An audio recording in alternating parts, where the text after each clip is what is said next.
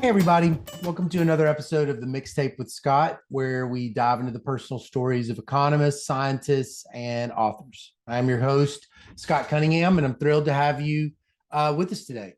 In this episode, I had the pleasure of interviewing the talented Jon Roth, an inspiring young econometrician and assistant professor at Brown University.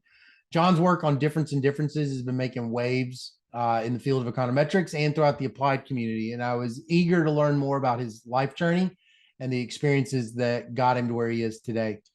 We covered a lot of topics, wide range of things, from growing up in Massachusetts and his love for sports and math as a kid, finding his way through graduate school, selecting his fields as he moved into the job market, and even the sociology of the applied empirical community versus the econometricians. And so Jon shared also a lot of valuable advice about doing what you love and following your passions over trying to predict what you think the market is going to want. And for those of you interested in learning more about Jon's work, he's going to be hosting a workshop on advanced difference and differences on Friday, April 21st.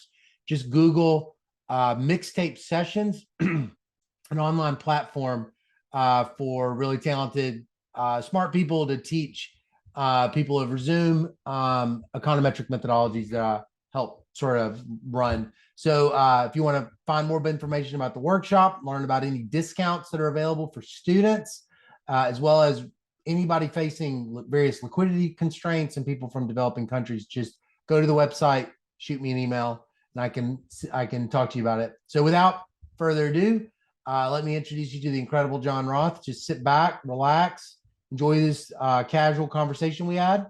And as always, please share, like, and subscribe to the Mixtape with Scott so you don't miss any of our amazing guests. Thanks for tuning in.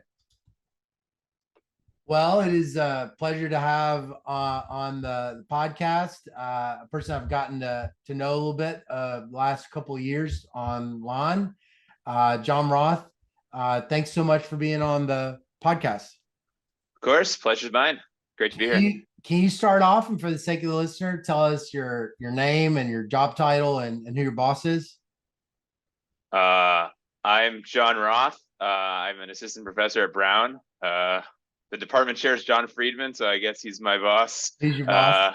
Yeah, I do some workshops for Scott, so I guess you're my boss a little bit too. But yeah, right. He does payroll though. I don't do that. So I have a little icebreaker.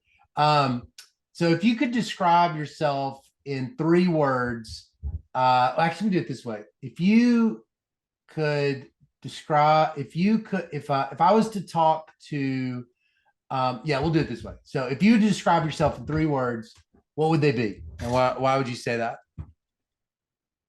Ooh, 3 words. You're like AR Insights editor, but like even stricter.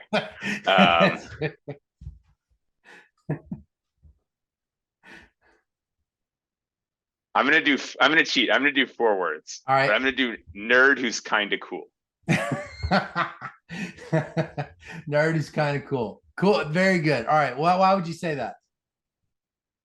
I don't know. I feel like, like I'm like a huge nerd. Like I love talking about econometrics or like sports and stuff.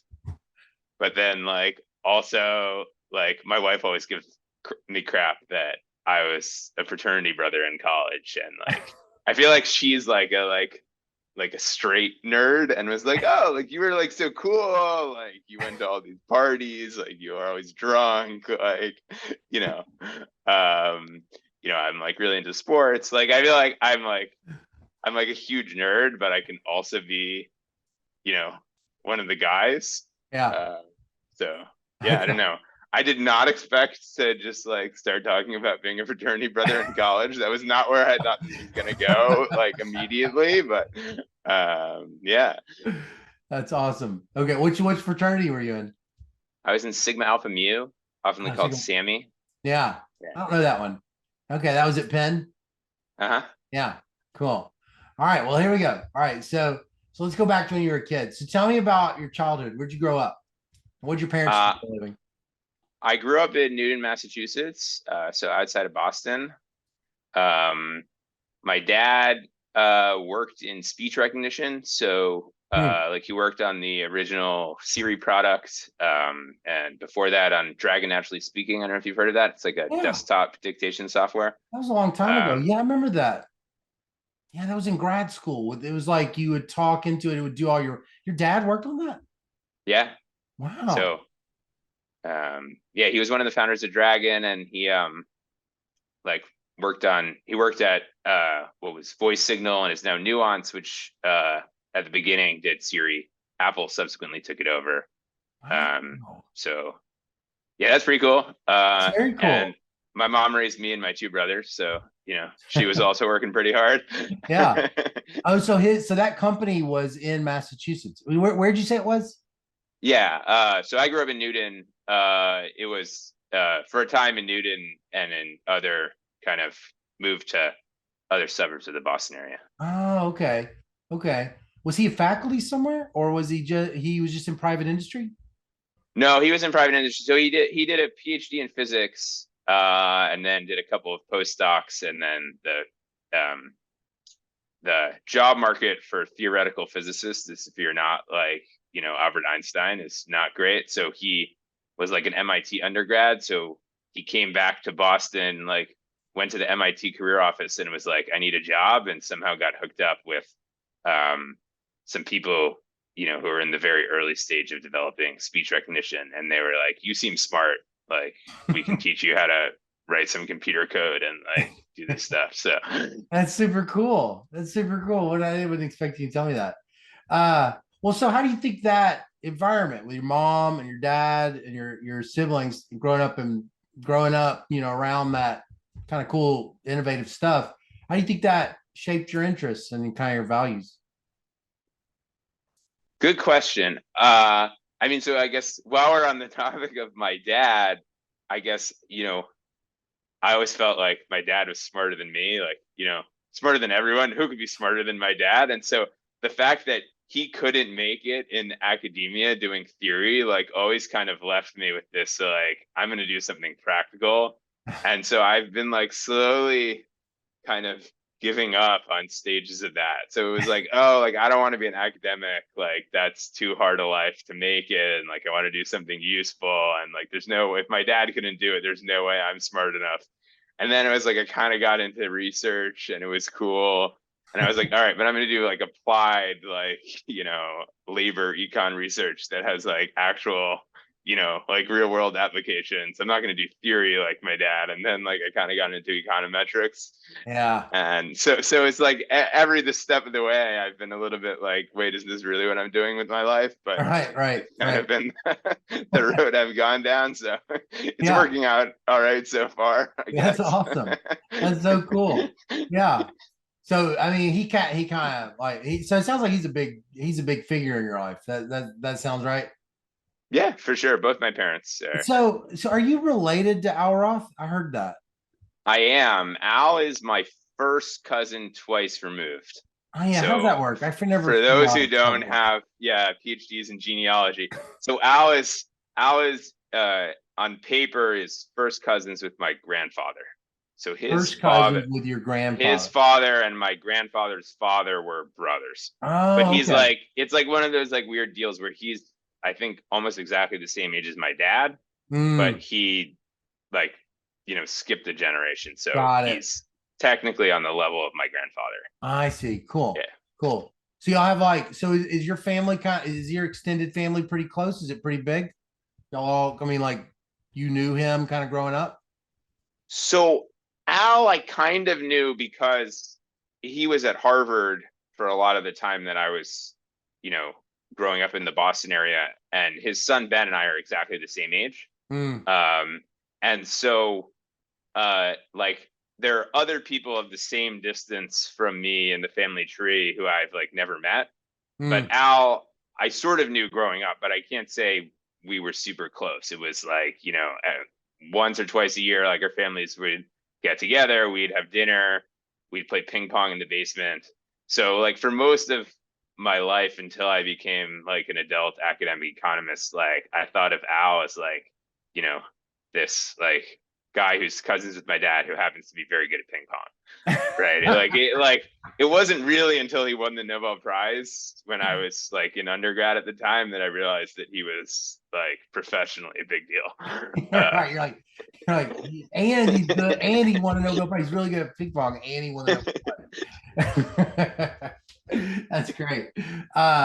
Well, so growing up in Massachusetts, what kind of stuff did you like to do as a kid and in high school?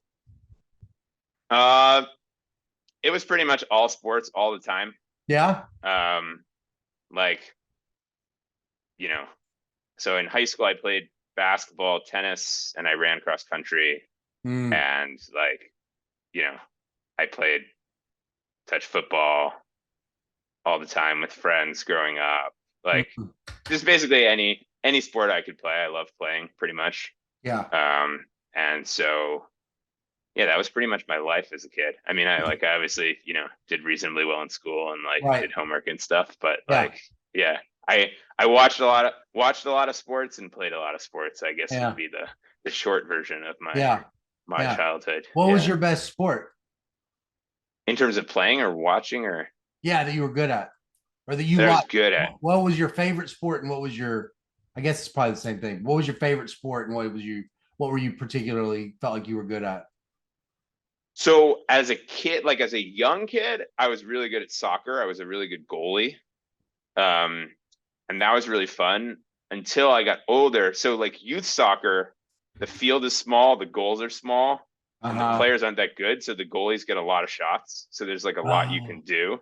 Yeah. And then as you get older, the field gets bigger, the nets get bigger, and the defenders get better. And so just the fraction of shots that you can, one that you get on goal, but two that you can save just decreases very rapidly as you age as a soccer player. And so I loved being a goalie in youth soccer until I was like, 13 or 14 years old, because there was just like a lot of activity that you could do. Right. But then as I got older, you just start getting fewer shots on net. And then of the shots you get, the goal is bigger, the shots are bigger. So like there's just a substantial fraction of the shots on net that you just have no chance. And so kind of the amount of activity that you can like actually, have some value added in, I found went down a lot, like as I got to high school. You and could so tell, you could see it happening. It's like a pretty sharp thing. Yeah. Well, I don't know. It was maybe not completely sharp, but it would like went from a point where I like loved playing goalie to where I was just getting like a little bit bored of it. So like as a kid, I played a ton of soccer and was like a good goalie. And then I got kind of tired of it. And then like in high school, I got more into basketball. So in high school, I played, like I had not played a lot of basketball as a kid. So I like started playing a lot of pickup with friends. And then like by my senior year, like I made the varsity team at my high school in basketball, and then mainly rode the bench for the entire year. But I played a lot of basketball with friends and in practice and stuff throughout high school. Yeah. Well, so were there any like people when you were in high school that like had one of those big influences on your academic interests, like role models or mentors or anything like that? I don't know. I mean, I had a math teacher who was really awesome in high school. Ms. Seidel was her name. I guess so for most of school, I was super bored in math. I hated math because I thought it was really boring. And like, from my perspective, like in fourth grade, we would mainly just review all the stuff we did at third grade. And then there would be like a little bit new material at the end. And then like in fifth grade, we would basically review the stuff we did in fourth grade, which is a review of third grade. Like, I just thought it was very slow for me. And so I didn't really like math a lot growing up. Yeah. And then I felt in high school, I had a few teachers like this teacher, Miss Seidel, the most prominent of which, that made math more interesting because they actually made it a little bit challenging. Yeah. So I feel like I started getting more into math in high school, which obviously kind of led down the path of being an econometrician. But certainly at the time, it didn't feel like it was, like transformational, like this is what I want to do all the time. It was kind of like, oh, like that's not as boring as I thought it would be. Yeah. But that might just be me as like a snarky teenager was like not, gonna get all excited. Oh, this is really going to change my life. Like that was not really, Well, were you, kind of the did anything mindset. happen in high school where you would have like heard? I mean, you got your cousin that's going to win the Nobel Prize in economics, but were you like beyond that kind of just halo of economics in the family? Was there things that you were thinking that I like economics, or you knew much anything substantive about it in high school? Not really. I mean, as I said, like Al was like more of a ping pong partner than someone I really knew anything about econ about. And I didn't like I went to a relatively small Jewish high school. Like we didn't have an econ AP or like anything like that in high school. So I knew like almost nothing about econ Mm, as a field, like until I got to Penn. yeah, Um, I guess I was always good at math. Like I liked quantitative stuff, even if I thought the classes were boring. And then I also really liked, social sciences. So like I really liked mm, history. Like I was on the mock trial team in high school. Like I liked that like lawyerly type of stuff. So, I kind of vaguely knew that econ had some mix of like social science with math type of right, stuff. And so it was right, something that interested me as I was approaching college. But yeah. I think I basically knew nothing about it, you know, as a high schooler. Yeah. So you go to Penn. So you get to Penn, and what are you immediately thinking, as you get there, like both like socially and also academically? Like you have in mind like a plan of like what you want your major to be pretty quickly? Not really when I got there. Like, as I said, I did mock trial in high school. So I thought, oh, maybe like I want to be a lawyer. Right. Um, but then I also sort of knew I liked quantitative stuff. So I took some econ classes early on, but I would say it wasn't like I knew right away that like that's what I wanted to do. But I Yeah, think yeah, by yeah. like my sophomore year, like I'd take an intro to micro and macro and stuff. And I liked that it had that mix of quantitative and social stuff. Yeah. Um, and I was, reasonably good at it. So like I think by my beginning of my sophomore year, I sort of had the idea that that's what I wanted to major in. Oh, econ. But Because you double major, but you were thinking econ is the one you start thinking about. yeah, so math I did a little bit later, like uh Ufuk Oxygen, who's at Chicago now, but he was at Penn. Um, who's a macroeconomist. He taught me like intermediate macro as a sophomore. Mm, And I did well in his class, and I was talking to him, and I was like, I'm interested in econ. And he was like, you should definitely think about getting a PhD, which to be honest, at the time, I didn't really know so much what that involved. yeah. But he was like, if you want to get a PhD, you should take some more like higher level math classes. And so I started, taking real analysis and stuff like that. And I kind of liked that. And I'd taken a lot of the classes already. So I added that as a second major, Yeah. I think a little bit later on. Yeah. Like obviously you're a really smart person, but there's lots of smart people that don't find that math like comes naturally to them. But it seems like you're both kind of like really smart, but math has always felt like kind of like you really enjoy it. Well, what's your personality that would made math so easy for you, or made it something you really enjoyed for such a long part of your life? Yeah, I don't know. I mean, I guess I'm not sure I would say I enjoyed it for a long part of my life. Like it always came naturally to me, but I guess most of school, I found it really boring because it just felt like it was the same thing over and over again. Mm-hmm. I think it wasn't really until like late in college late in high school or in college where it started to become more challenging. And like I felt like I started making progress Yeah. that it was something that I came to really like. Um, but I do think I don't know. I mean, I guess it's hard for me to say what it is I like about it. It's a good question. I don't know. I guess now I kind of like you know there's like this people talk about warm glow, right? Like what gives you warm glow from an activity, and I kind of like you set up some problem and you're a little bit confused, and then you make some progress or you like think of some different angle and that gets you to the answer. And just like the process of you want to prove something or derive something and you aren't really sure, and then you think of some angle and then you can just kind of see things working out along that angle and you get to the answer, like just kind of gives me that warm glow. And I guess I don't It's not know, you know connected. it's not connected with your love of sports in any way, is it? Are those two things like, is there something about, that kind of like strategic approach to solving a problem and your how you think deeply about sports? Those aren't the same parts of the brain, is it? For you? No, no, I don't think so. I mean, I think it's like, I get a warm glow from solving a math problem or like hitting a 3-pointer in someone's face, but it's like they're just like, they seem just like completely different spheres and parts of the brain. I, Yeah. I was definitely not one of those like sports nerds that was like, I got really into math because I was like calculating like baseball value added on my Right. slide rule. Like there is that like type of nerd that like gets into math because they want to do it for sports. And Yeah. that was like very much not me. Mm, So yeah, I'm not sure I see like an yeah. obvious link between Right. the two of them Right. besides that like I like doing it.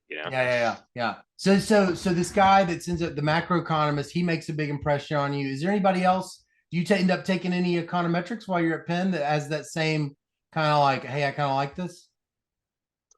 I did take a bunch of econometrics at Penn. So it's funny. We had Ario DePaula here for a seminar a couple of weeks ago, and he taught me like the first econometrics class at Penn. So that was kind of cool That is cool. to have him out.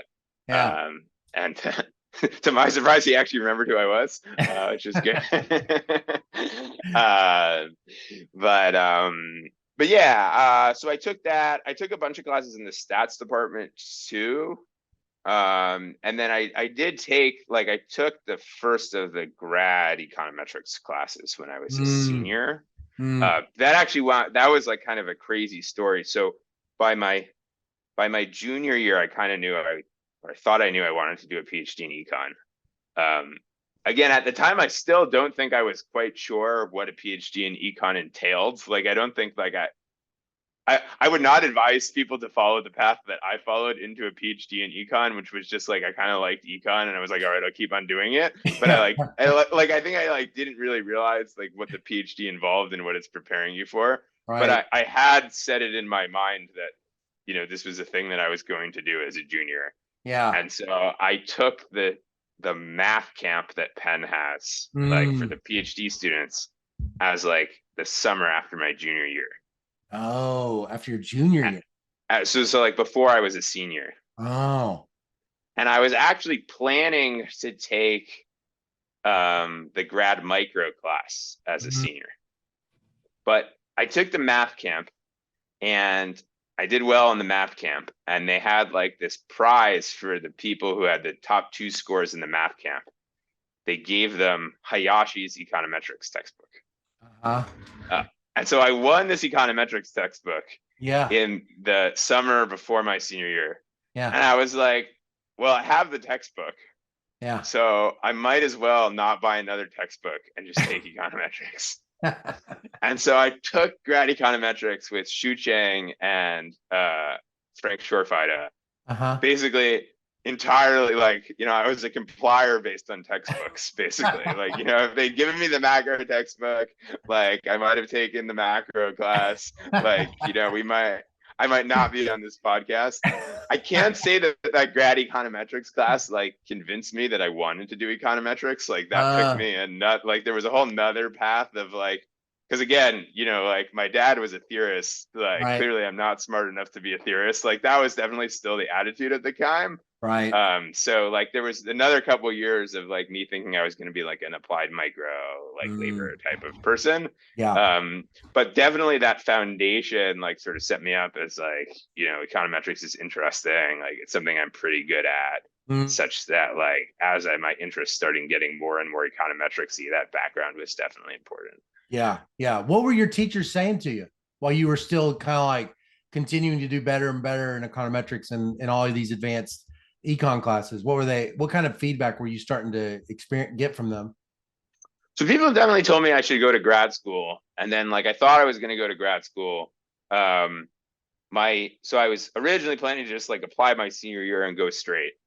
And then um, all of my or most of my friends at Penn is like a very pre-professional place because Mm, it has, Wharton undergrad is like yeah. a business school and that Right. just kind of has spillovers onto everyone else.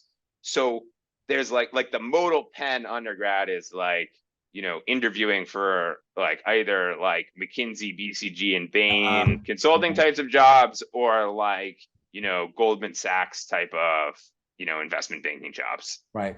And so, I got to my senior year and all my friends were doing all these interviews, and I'd like kind of had it in my mind that I was going to go to grad school. But again, at the time, like, I don't think I really appreciated that like econ grad school is like preparation for being like a full-time econ researcher. And like, I hadn't done that much research. I Yeah. just like taken a lot of classes and like liked taking classes. And so I like kind of had this freak out my senior year of like, am I really signing myself up for 5 or 6 more years of school that I don't really know what I'm doing? And I don't really know, like, I've been in school basically my entire life and I've never really done anything else. Yeah. And so I like had like a kind of freak out of like, is this really what I'm doing? And so um I didn't apply to grad school my senior year, and I worked for a year at Cornerstone Research, which does Yeah. economics consulting. Mm-hmm. And so my path to research was basically, or my path to graduate school was like, I started at Cornerstone Research. I really didn't like it. I Yeah. like applied to grad school like 3 months in. I was like, all right, I've seen the outside world. Like, I've had enough of this outside corporate world. Like, bring me back to school.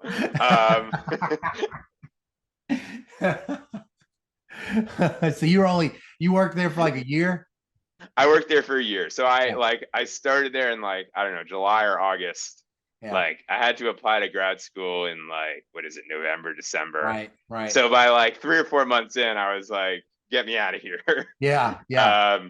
And so I applied to grad school, and then I was like, you know, well, I had to wait to hear from grad school. But then like once I got into grad school in like January, February, I was like kind of a lame duck there for like a year. Right. Right. Yeah.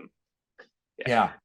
Yeah. So when you go to Harvard, so like I don't know what it would be like, but what did it feel like when you're stepping in there? It's like, one of the best programs in the world and in history, and it's super famous. And what did it feel like when you were like a brand new first year student going there? Yeah, I don't know. I mean, I guess that it felt like there was a lot of uncertainty because like I'd always been one of the best students, Mm, right? So like, in middle school, elementary school, high school, college, I was like always like, towards the top. And then it was like, but okay, like, everyone else here was also basically in that yeah. shoes. And so just kind of like, I think it was the first time, maybe I had a little bit of this in undergrad, but like trying to figure out, like a little bit like, you know, rookie getting to the major leagues type of thing. Like every rookie Mhm. getting to the major leagues was like a star in like every other level Right. that they'd ever played. And so Yeah. Yeah. there Yeah. definitely was a bit of that of just like figuring out like, who am I as an economist? Like, am I any good at this stuff? Hmm. You know, Hmm. I think certainly like, you know, until you get to your like fourth or fifth year, you're like, at least I was not particularly good at doing research. And so like there was a lot of figuring out of like, can I do this research thing? Yeah. Yeah. Yeah. And then I guess the one other thing I would say, I guess, about getting to Harvard is, so as I mentioned, like I did not have a lot of research experience. And like I would even say like I didn't even really like know that a PhD, like the purpose of the PhD was doing research at like the exclusion of like pretty much anything else. Right. Like so I mean, at Penn I had like amazing coursework. Like, they gave us an econ model. They were like, solve the model. Here's the intuition for the model. Like, I felt like I really understood theory well. Yeah. Like, micro theory, macro theory, metrics theory. Like, if you said, like, find the Nash equilibrium of this game, I knew how to find the Nash equilibrium of the game. If you said, like, show this estimator is consistent, efficient, whatever, Right. like, I had the technical tools really Yeah. well. Right. But for whatever reason, like maybe it's the culture of the place, maybe it's just me. I was just like not super involved in research there. Mm. I worked a little bit as a research assistant one summer for like a sociology professor. Like I Huh. did a little bit of data work for UFUK, but not a whole lot. And I was just like not very involved in research. To be honest, like there was an option of writing a senior thesis. And, I asked the professor there, should I write a senior thesis, or like would it be better to, like take grad econometrics as a senior? And this person said to me, well, like usually our undergrad theses are not particularly good. So like take the class. Yeah. Like, and so I sort of just had this view of like, econ is something you like learn in classes and you solve a bunch of problems. And like, I'm just going to get to grad school. I'm going to learn how to solve the problems like even better. And then like Mhm. eventually I'm going to figure out like what I do research. And like, I wasn't completely unaware that you had to write a thesis, but it just like, I kind of came in with this impression that like, I don't know enough theory to do research yet. Like I'm going to have to learn 2 more years of theory and then like I'll work on research. And so Yeah. it was a little bit of a culture shock. Like I arrived there on day one and people were like, what do you want to do research in? And I was like, I have no idea like what I want to do, I want to right? do Like, research in problem sets. like, yeah, exactly. Like I came here to solve some problem sets. Like I thought for the next 2 years, like I'm just going to be solving some problem sets. Like that's what I know how to do. And I like solving econ problem sets. Right. I find it interesting. Right. But it was, so I think that actually the biggest culture shock of arriving in Harvard was there were a lot of people there that had, worked for, or say like Ross Chetty for 2 years, or like, for whatever reason had like more exposure to research. And so they came in with this like, you know, the literature on the returns to schooling has said like X, Y, and Z, but they've never studied it in this new context. Or like, I have this idea for this new instrumental variable for this cool thing. And that was like very much like outside of the realm of things that I was like thinking about. Yeah. Yeah. Like, Yeah. I mean, like I would even go to the extreme to say that like, I think the number of empirical econ papers I had read at undergrad, I could count on like one hand. Yeah. Right. So like I solved a lot of theory models. I like solving the theory. Maybe someone in a slide would have like a table of like, here are some results that like suggest, this theory is good or it fits the Right. data or something. Yeah. But in terms of like, you know, empirical papers, having like actually opened up a paper, I think the number of papers that I did was like, you know, could have been two, like Yeah. I just had basically not seen like, the types of like method stuff that I work on now, like, Yeah. difference and differences. Like, I'm not sure I'd read a difference and differences paper, Right. like in undergrad. Yeah. Like I Yeah. Yeah. showed up at Harvard and there were these kids who were like, oh, like I'm thinking of running this diff and diff or this like IV. And I like, I could like tell you the theory of like the exclusion restriction and like if you have a valid IV, like here's the like GMM you got to run. But Right. I was like that whole world of like I have these empirical ideas, like Right. these are the types of like like mostly harmless tool set like types of papers. That was like all very new to me when I got to Harvard. Well, so when does it change? What happens the switch where you go from being a problem set guy to being a a researcher? Yeah. So um I mean I guess it's started to switch right away, but I guess like so I guess so something that was influential for me was so the um during the year that I was um at Cornerstone, Yeah. wasting away at my my desk job at Cornerstone, I somehow I don't know how this happened. I came across the Dale and Kruger paper on returns to elite colleges. Yeah. And I'd gone to Penn, Ivy League school, and I just, I'd been indoctrinated with this view that, of course, there are these massive returns for getting into an elite college. Right. And um, so somehow a friend and I came across this Dale and Kruger paper that basically suggests that like it's all selection. That if you look at kids that got into the same sets of colleges, but one of them went to Penn, the other one went to Penn State, but there's like basically no difference in their earnings. Mm. And I sort of, I came in with this almost degenerate prior that Right. like this thing was like could not possibly be true. Right. And so I like wanted to like I got interested in labor economics because I like wanted to like play Ah, around with this data and prove that it was wrong. I think at some point, actually, my friend and I like sent an email to Alan Kruger. He was like still alive at the time, and it was like, "Can you send us this data?" And he was like, "No, it's like under a DUA, but like if you'd like to, respond, if you like to use it, you can like apply for the DUA, right. at this and this link." And like I give Alan Kruger a lot of credit for responding. Like I was like a nobody like emailing Alan Kruger at that point in time. But so that paper kind of got me interested in like labor econ types of questions, like Yeah. returns to schooling types of things. And so I started reading a little bit more of like those types of papers. And so I guess Mhm. that kind of got me into labor econ. And so like by the summer after my first year in grad school, I worked for Larry Katz. Mm. And I was like kind of interested in like education type of stuff. So like Mhm. I have this working paper that probably I will never publish, but on Scott Walker's union reform in Wisconsin, Act Yeah. 10, and like what that does to teacher labor supply.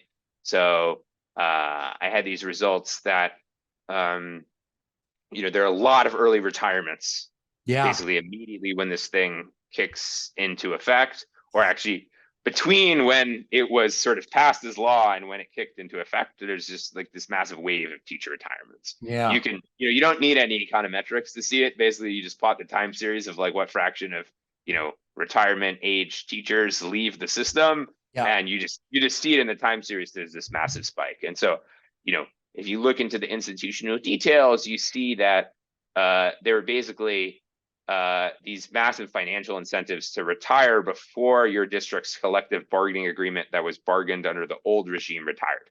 Yeah. Because there was this concern that once you sort of severely weaken collective bargaining, that a lot of those benefits won't be there anymore. Right. And indeed, it turned out that a lot of those benefits, if you had waited, would not be there anymore if you'd waited. Yeah. And so there was just this rush of teachers that were leaving, the system at the onset of this union busting reform. Yeah. And so that you could see in the time series. And then I was sort of trying to figure out what did that do to students' outcomes. So, Yeah. if you were in a place where the fifth grade teacher used to be, this 56-year-old who now leaves, does that harm your test score?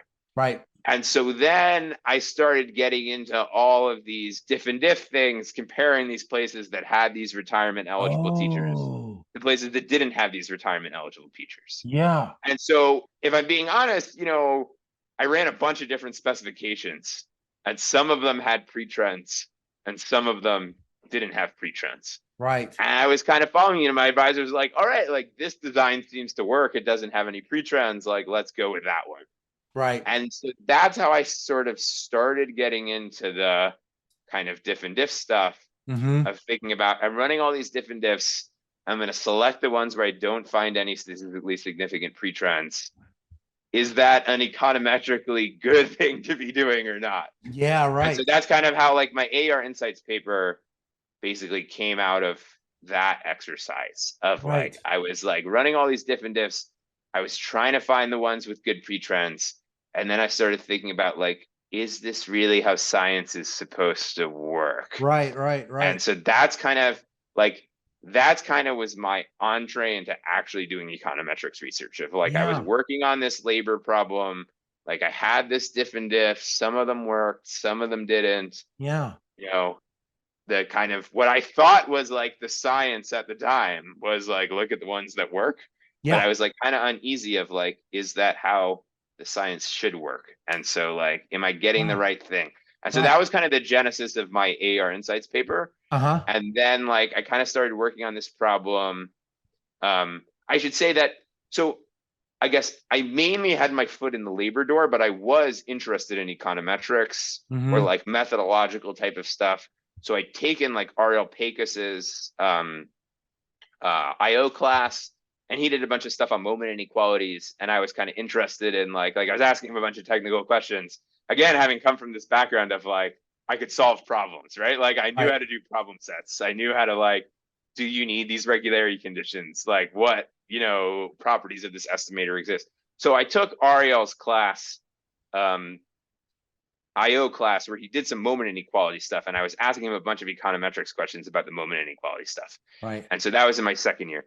And so he had started working on this project that's now my restud paper with Ariel Pegas and Isaiah Andrews on moment inequalities. Yeah. And so I was asking all these questions about moment inequalities, and he was like, I'm like starting to work on this project with Isaiah, who at the time was a postdoc at Harvard, and was Oh, like, do you want to work as an RA on this project? And so I started working as an RA on that project, but it wasn't like my main area of interest. It was just like something I was kind of doing on the side. It seemed kind of interesting. Like Ariel was like a famous guy. To be honest, at the time, I didn't really know who Isaiah was, but I was yeah. working on this project, started as an RA, eventually became a co-author with Ariel and Isaiah. And so I mentioned that because I had this connection to Isaiah. Right. Right. Like I'd been working on as an RA and like later became a co-author on this project. And so I then was working on this diff and diff stuff and started coming on these questions about like, so should we be like selecting our designs based on whether the pre-trends look good or not? And so I like started writing some stuff up, and then like Isaiah was like, I don't know if he was a co-author yet at that time, but he was someone that I'd been like, working pretty closely with. And so I wrote some honestly really terrible notes. Like I like did not know how to write like econometrics papers at that point, but I wrote like some notes with some like ideas about kind of thinking about this problem. Yeah. And I sent them to Isaiah and was like, is this interesting from an econometrics perspective? Right. And Isaiah is like the greatest person in the world. So Yeah. he wrote back like, this seems like really good. And like, by the way, like all your proofs are wrong. And like, you should like, or not really wrong. Like this was not written up in the crispest way. And like, also you should like consider thinking about it from like this and this angle. But Right. so that's like kind of how I started going in econometrics. Like I was Yeah. working on labor econ stuff, but they were like these econometrics issues. I was like, as kind of a side project working as an RA on this like really technical like moment inequality stuff. And that got me connected with Isaiah. And then like I started getting going on my own on this pre-testing stuff, and kind of was, sending it to Isaiah and getting good feedback. And that's like kind of how I got going. And then like I Right. really liked working on that project. Like, that project kind of spawned a bunch of other related projects. And then I Yeah. just kind of started going, like I got chugging with econometric stuff. And then I liked doing it. And there was kind of like a moment of reckoning of like, I was planning to go on the market as like an applied micro person, but then I was working on all this metric stuff. And so there was a little bit of like an identity crisis in like my fourth year of like, which type of student am I? Like, can I go on the market? And I think like, I'm not that old. Like I was on the market 3 years ago, right? Right. But like, I do think that like, so like when I was thinking about going on the market, like, say 2 years before I was on the market, so we're talking 5 years ago, there was definitely much less of a applied econometrics sector, so to speak, than there was Right. now. Like my advisors told me, you can go on the market as econometrics, but there's got to be like some serious theory and proofs there. You Yeah. can like I was basically told like applied econometrics is like a place to die on the job market. Oh. And so there was like kind of this like moment of reckoning of like, like I thought like you just had to write a good job market paper. But Right. then it got into these things of like, well, you can't really write a good job market paper and apply econometrics because like the applied people are like, I would love for the econometricians to hire this guy, and the metrics people would be like, well, I'd love for the applied guys to hire this guy. So you Got it. like, and the kind of advice I got, which I think, I mean, it was definitely very good advice at the time, but is like, I think to some extent, unfortunately, is still true now, is that when you're on the job market, you have to have some group that's very excited about you that goes to the meeting and they're like, we gotta hire this guy. Like this is Yeah. like such a fantastic opportunity. Like, I mean, I Right. think, like I serve on the hiring committee at Brown. So like that's definitely true. Like you have to have a coalition that's very excited about you. Yeah. Right. And so there was a little bit of this moment of reckoning of like, am I gonna go econometrics or am I gonna go like the applied route? Right. And so like in my fourth year, I I was still kind of thinking like I'd written what became my AR Insights paper. That was like an econometrics project. And then I working on like I have this paper that Ashish and I published in computer science proceedings on like algorithmic fairness stuff. Yeah. And so I was kind of working on that with Ashish. And I was sort of thinking I was gonna go the like technical applied guy route. And like we had some of this like applied, we had some of this algorithmic fairness, like applied theory type of stuff. And I was gonna get some data and like show that like our theory was right. Mm-hmm. And so I like started like applying to some data sets. Like there was some bank that Sendel Mulanathan connected with me that had some like lending data that I could use. So I like kind of submitted that like application for this data. And then I was like waiting on the data to come. And like I'm honestly super thankful that this bank wound up being like really flaky and like didn't come through with this DUA for like a long time, because like in the meantime I was like, oh, like, you know, I can work on this econometrics stuff while I'm waiting for like data to come through. And Oh, so like Ashish and I had been working on our algorithmic fairness stuff. And then we like were talking about like my pre-testing paper and like how can you do it better? And that was kind of like the genesis for our like a more credible approach to parallel trends, yeah. you know, paper, which wound up being my job market paper. So I was like basically like kind of waiting for data to come through. I was like gonna like, you know, kind of in this in-between space. Am I an econometrician? Am I an applied person? And then like Ashish and I started talking while I was waiting for this data to come through. And so I started working on this like a little bit more hardcore econometrics project, which Yeah. has like, you know, some more hardcore stuff in it. And then I liked working on that project. And so like I'd kind of been like, all right, like I'm gonna like try and see if like, you know, some more applied stuff works out. And then like I wound up working on more hardcore econometric stuff. Yeah. And that kind of just convinced me that like this seems to be what I'm gravitating towards. And Yeah. so like I decided, you know what, like fuck it, like maybe I'm like on the applied end of econometrics, but I'm Right. just like gonna go the econometrics route. And like ex post, that definitely wound up being the right decision for me. Yeah. And then kind of I think like the unexpected blessing was like I was working on all this diff and diff stuff, which like at the time was like I think just like a dead area of research. Like when I first sent Larry Katz like a draft of my pre-testing paper, he was like, this sounds really interesting, but like does anyone still work on diff and diff these days? You know, like it Right. was like Athenian Invents 2006 like changes and changes model, and then like almost no like, you know, top publications on diff and diff stuff. Like there was a little bit small number of clusters, but like Right. really not a lot. Right. And then like all this like staggered treatment timing stuff, which was like, you know, on diff and diff, but from a very different angle from what I was doing. Yeah. So I kind of took off at the same time. And then I guess, you know, even beyond that, just like I think like applied econometrics just like kind of took off, I think, Mm. you know, around that time, just like more and more people doing it. And I think, you know, so Can you real I think, quick, John, can you sort of for the sake of the listener that sort of can't follow the nuances, when is it that you're saying like within the community of a pure econometrician, this idea of them doing the applied work is historically not as common as it is right now? Is that what you're saying? so I think I'm saying a couple of things. So, I mean, I think, you know, up until about say 5 years ago, so like the decade between 15 years ago and 5 years ago, Yeah. let's say, I think the econometrics community became more and more theoretical and in Mm. some sense a little bit kind of separated, let's say, from applied work, Yeah. right? So like applied, and I think, you know, as someone who lives a little bit kind of between the communities of applied people, like I kind of understand this from both sides. So I think from like the econometric side, you know, they did a lot of work on like partial identification, like moment inequalities. They did a lot of work on like weak identification and nonlinear models and stuff like that. Yeah. And the adoption in applied work was relatively low.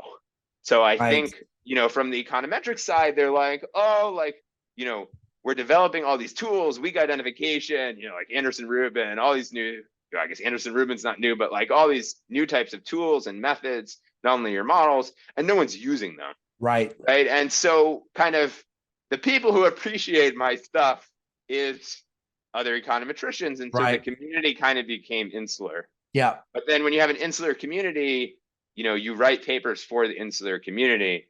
And so I think that had kind of a snowball effect where like the econometrics papers were written for econometrics referees. They Yeah. became very technical papers that in turn made them very hard to penetrate for applied researchers. Right.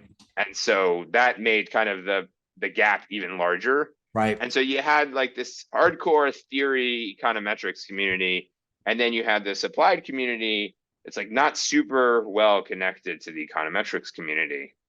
But then that kind of meant that there were like all these applied problems on things like Yeah. diff or Bardic instruments or stuff that was like Oh, the econometrics community was not super plugged in right. to what was kind of going on in the applied worlds. Yeah. And then the applied worlds, like weren't necessarily so prone to think about these econometrics issues. Huh. I mean, that's kind of my sense. I Yeah. guess I can't say, like, was I reading a lot of papers in Econometrica in 2005?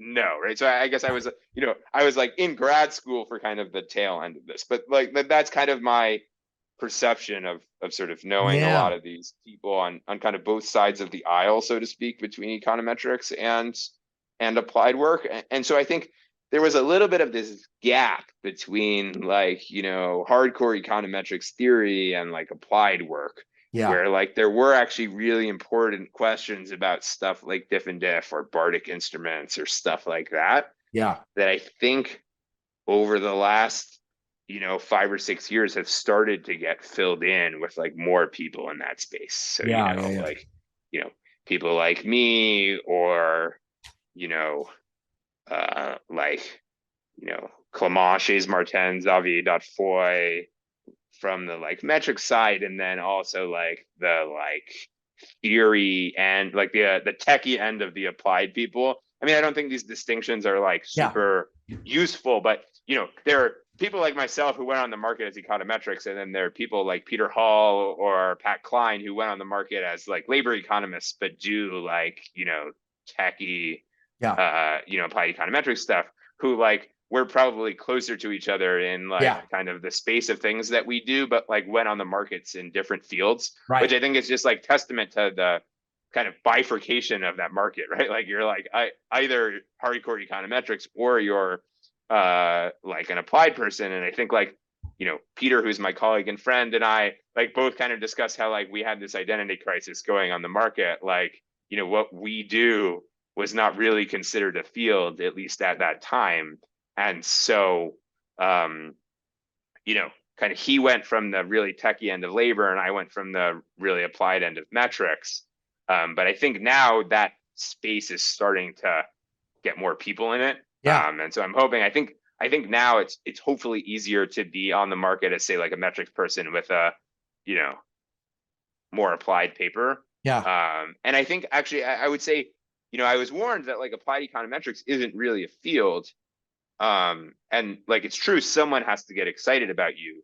But then when I was on the market at a lot of places, I mean, there's of course a selection bias of which places flew me out, right? But like the Mhm. places that flew me out, I just felt like there was just like a ton of pent up demand Right. of like, people who were like, we would love to have an econometrician who we can talk to about Right. like our diff and diffs. Right. And we just like don't see a lot of people in this space, but we would like love to have, someone like you around that's both plugged into the econometrics group, but is also, working on these applied problems and will Yeah. like, advise students, help faculty, et cetera, in that space.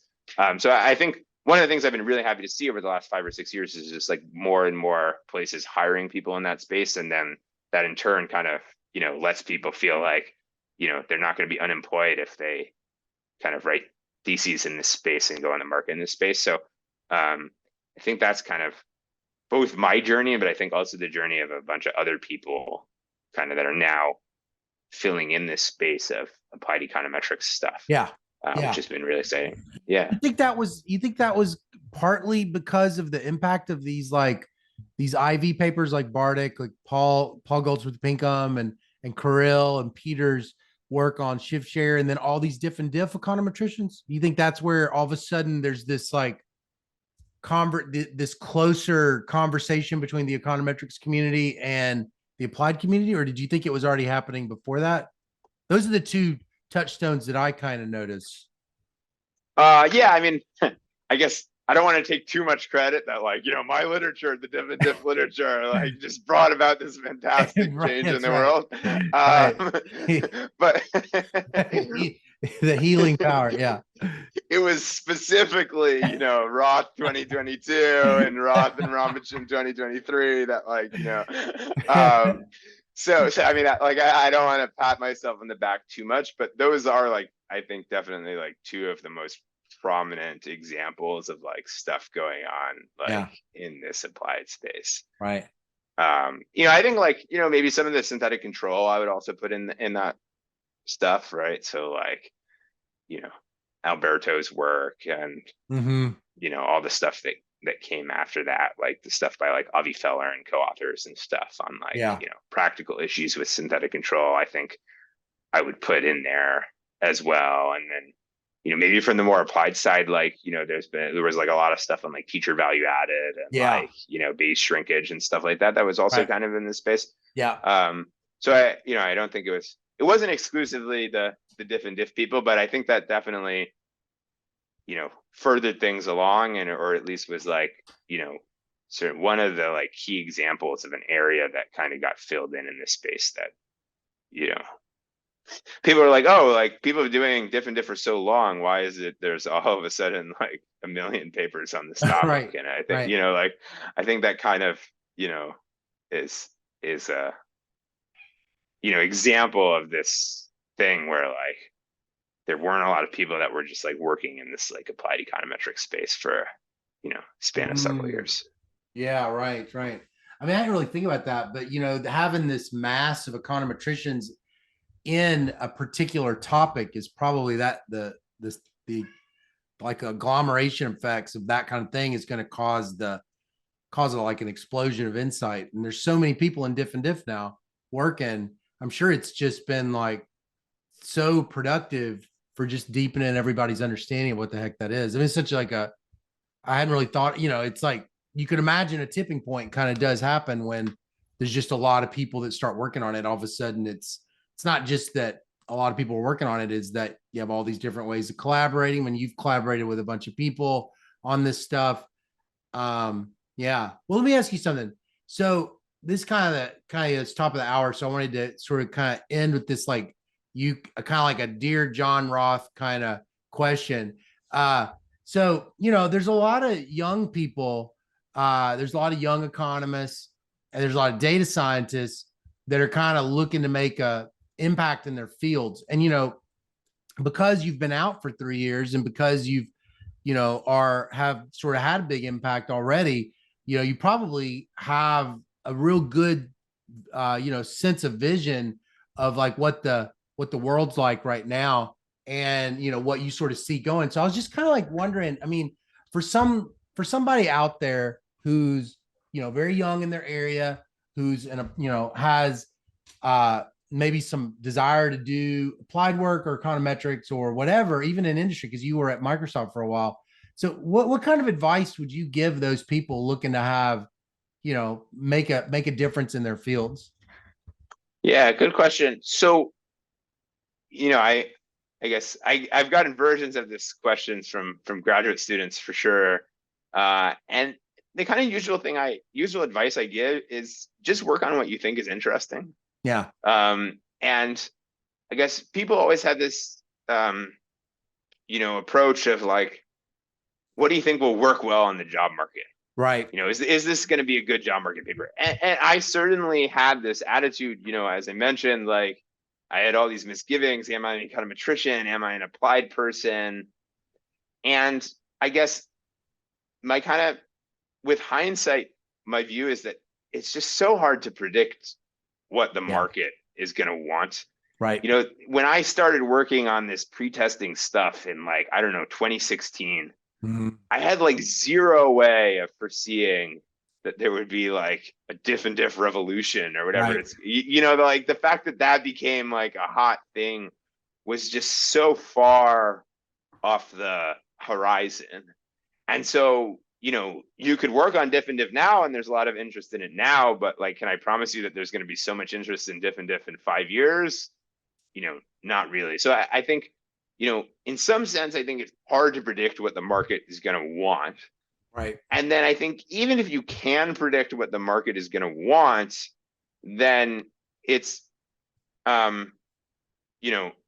it's not obvious that it's the best thing for you to do what you think the market is going to want. Yeah. Just because it's really hard to work on stuff that you're not passionate about. Right. And I think this is especially true in academia. Yeah. You and I kind of take a pay cut relative to what we could earn elsewhere for being in academia, because it has like this awesome perk to it that we can work on the stuff that we think is interesting. Right. And so I think especially for people like in PhD programs, to me, it's sort of like, if you're gonna let the market determine what it is that you want to work on and work on something that you're not really interested in, then like you're taking the pay cut but not getting the compensating differential. Right. So like, if you want to work on what the market values, like go work for Amazon or Microsoft or Uber or something. I mean, like, you're gonna make a lot more money and like, probably work better, or definitely not worse hours, working on what kind of the market thinks is an interesting problem. Yeah. So to me, like, the perk of being in academia is like you get to work on what you want. Right. And so if you're going to be in academia, you should work on something you find interesting. Right. And then even from like a just pure like maximizing success, I at least find that the publication process in econ takes so long, right, that by the time my paper is published, I am so friggin' tired of that paper. Like I never want to touch it again. Yeah.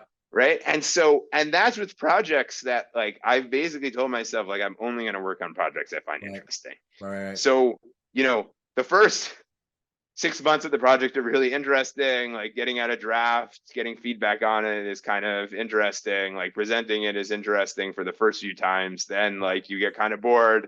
Then eventually like the paper gets an R&R. At that point, you're like so tired of this paper. Then like you submit it, you maybe get a second round or a conditional accept. At that point, you like never want to see this paper again. And then like by the time it's published, like you really like, I would rather watch paint dry than like think about this paper again. Yeah. And so that's with like, I was really interested in this project at the beginning. And so it's just like very hard for me to imagine like going through all that process if even at the beginning you're not interested in this project. Right. And so I think my advice for grad students or like young people is just kind of follow what you're interested in, because it's very hard to predict what the market's going to like, especially in academia. Like the benefit of academia is you can work on what you want. Right. And also it's very hard to successfully innovate on stuff that you're not interested in. Totally. And so if you're in any kind of creative field, like you kind of got to just work on the stuff that you think you're interested in, because that's the kind of stuff where you're going to be thinking about it in the shower and be thinking about it when you're going on a walk. And like, that's kind of when inspiration strikes. Right. So I think that just kind of like, for all of these reasons, like my advice is just, work on problems that you think are important and that you think are interesting. Yeah. Yeah. That's great advice. Well, man, this has been so much fun. I feel like we've only just chatted on the internet. And so it's really nice to hang out and get to hear more of your story. Can you say, for the sake of the listener though, about the workshop that you're going to be doing and what that's going to be about and when that is? Yeah. So I'm going to do, this is the second. I did one of these last year. I think it's called an advanced diff and diff workshop. So it'll be a 1-day thing, kind of start up with the canonical difference and differences model, what I think people understood pretty well, 5 or 10 years ago. Basically what I teach to my undergrads, 2 periods, treatment in the second period, yada, yada, yada. Right. And then kind of talk about, I guess, 2 strands of relaxations of that model. So I'll start in the morning with recent stuff about staggered treatment timing. So instead of 2 periods, you have multiple periods. Some of the treatments, some units get treated in 2011, some get treated in 2012, and so on. and kind of the complications that arise when we get to that model and the recent innovations that have happened in that literature. And then I'll talk about stuff more closely related to most of my own work on difference and differences, which is about, well, we often don't know about parallel trends and how effectively can we test for it, and how can we kind of accommodate certain violations of parallel trends and stuff like that. So those will kind of be the two main sections of the class once we go through the basic model. And then for each of those sections, I both give kind of lectures on the theory, but I also try and make it really practical. So each of those, we kind of do the lecture, and then after each one, there's a coding exercise. Yeah. So I have this nice example with kind of how does health insurance coverage change when states expand Medicaid? And so that has some elements of the staggered treatment timing, but also some elements of, we might worry that, the Democratic leaning states that expanded are different from the Republican leaning states that didn't expand. And so how do we think about, potential violations and parallel trends in that context? Yeah. And so you'll kind of get a chance to not just learn about it in theory, but also open up our data and code these things up. Yeah. Since you've been at Microsoft, would you say that this is the kind of workshop that you could imagine people in tech would be interested in? And if you could just if you had to explain, if you were talking to somebody in tech and you would say, this is why I think it would be useful, what would you say to somebody like that? Yeah. So I mean, I think, obviously useful for academics, but I think also useful for people in tech. At least when I was at Microsoft, they could randomize certain things, but there were also a lot of things that they couldn't randomize. And so there were a lot of, diff and diff or synthetic control type of applications around, we introduced this product in, the Northeast of the United States, and we didn't in the Northwest or something like that. Yeah. And there's been, a lot of innovation recently in tools for doing that. And so I do think for sure, for people in tech using these types of quasi-experimental methods, this could be super useful as well. Cool. Well, man, it's so nice to hang out. And I'll put in the podcast on the Substack a link to the workshop. But it's really great to see you, and really enjoyed our talk. Yeah, this is really fun. Let's do it again some other time. Okay. That'd be great. All right, cool. All right, thanks, Scott. See you, man. Right, bye. Gonna see us through. Honey, you need me. Baby, I need